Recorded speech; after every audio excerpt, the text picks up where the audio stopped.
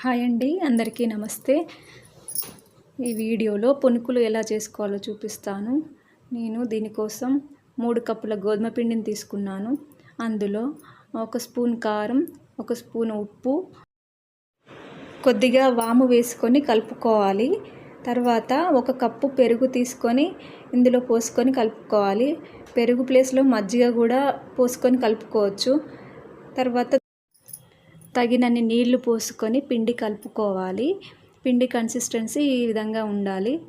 తర్వాత ఈ పిండి మీద మూత పెట్టి ఒక హాఫ్ అన్ అవర్ పక్కన ఉంచుకోవాలి. తర్వాత పొయ్యి వెలిగించి పొయ్యి మీద మూకుడు పెట్టుకొని అందులో ఆయిల్ పోసుకొని వేడి చేసుకోవాలి. హాఫ్ అన్ అవర్ తర్వాత ఈ పిండిలో చిన్నగా తరిగిన ఉల్లిపాయ ముక్కలు వేసుకొని కలుపుకోవాలి. తర్వాత ఆయిల్ వేడెక్కిందో చూసుకొని ఆయిల్ వేడెక్కిన తర్వాత ఈ పునుకులు వేసుకోవాలి. పునుకులు ఈ విధంగా వేసుకోవాలి. బయట అమ్మే పునుకుల లాగా షేప్ రాకపోవచ్చు, కానీ బయట వాటికంటే ఇంట్లో చేసుకొని తింటే హెల్దీ కదా.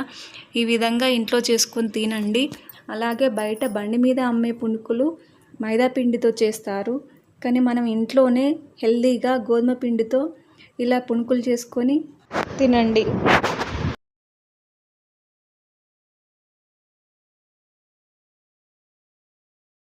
బ్రౌన్ కలర్ వచ్చే వరకు కాల్చుకోవాలి.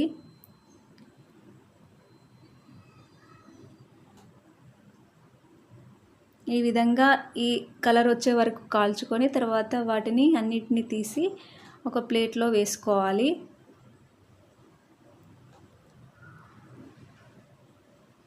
మీరు కావాలంటే ఈ పిండిలో కారం వేయకుండా ఓన్లీ ఉప్పు మాత్రమే వేసి కూడా చేసుకోవచ్చు. ఎలా కావాలనుకుంటే అలా చేసుకోవచ్చు. తర్వాత మళ్ళీ ఇంకొక వాయి వేసుకొని దీన్ని కూడా కాల్చుకొని ప్లేట్లోకి తీసుకోవాలి.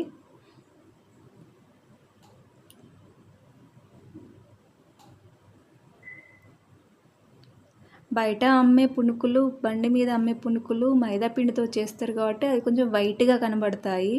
ఇప్పుడు మనం ఇందులో కారం వేసినాం కాబట్టి కొద్దిగా గోల్డెన్ బ్రౌన్ కలర్ కనపడుతున్నాయి.